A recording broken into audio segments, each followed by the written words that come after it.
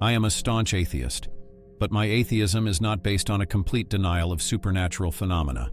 Instead, it's rooted in a firm belief that science will ultimately be able to explain everything. I believe that even after humans pass away, they might continue to exist in some form of magnetic field. To me, the complexity of this world goes far beyond carbon-based life. Extraterrestrial life could exist in forms beyond our imagination, such as radio waves or magnetic fields. Let me tell you a true story from my youth. Since graduating from college, my life has been filled with changes. Job instability meant I had to move almost every year. But things went smoothly until last year. At the beginning of the pandemic, I rented a room near the subway station close to my workplace through a platform called Love My Home. I rented a master bedroom, which was sunny and felt great to live in. I only planned to stay there for a year since I would have to move again due to another job change. In April or May last year, when the pandemic was slightly easing, I experienced the first odd event. My grandmother passed away. My mother, a very filial person, was devastated by her death and struggled to recover for a long time. Since I had just changed jobs and the pandemic had just ended, I didn't go home for the funeral. I always told myself that seeing her one last time would have been best, but since I missed it, going back just for the funeral seemed meaningless. Deep down, perhaps because I didn't attend the funeral, I didn't truly feel the sorrow. Busy with work day after day, I hardly had time to stop and grieve.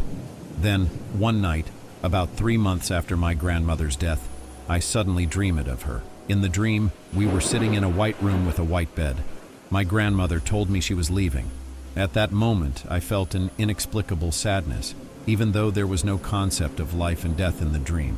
I kept begging her not to leave, but she eventually turned into a beam of white light and disappeared. I woke up crying, unable to stop the tears or catch my breath.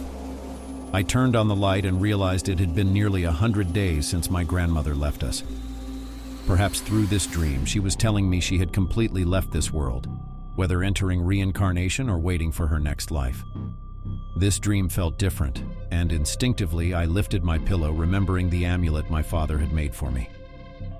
During a period of exhaustion and misfortune in another city, my father, half believing, had an amulet made to protect me. He even cut his finger accidentally during its making, thinking it might enhance its protective power. I always kept the amulet under my pillow in a specific direction, believing if there were any unclean presences, they would enter through the door, not the window.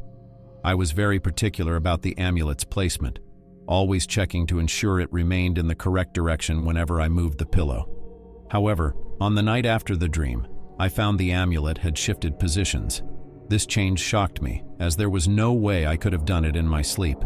The amulet had been with me for years without ever moving like this.